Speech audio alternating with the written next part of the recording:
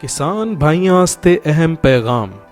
अल हैवान दे असली फ्रीजन, जर्सी ते ब्राह्मण सीमन स्ट्रा दी पहचान आस्ते स्क्रीन ते दिते गए कोड्स विचों अपने मुतलका कोड नूं डॉक्टर कोलों वसूल कीते गए सीमन स्ट्रा दे नाल मैच करो।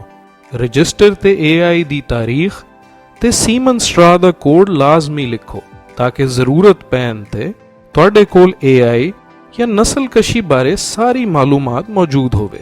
अल हैवान दी भरपूर कोशिश है कि साडे किसान भाइयों तक गवर्नमेंट ऑफ पाकिस्तान तो रजिस्टर्ड शुदा असली ते म्यारी बीज पहुंचे ताकि किसान भाई अपने जानवरां दी पैदावारी सलाहियत 2 गुना तक वधा सकन।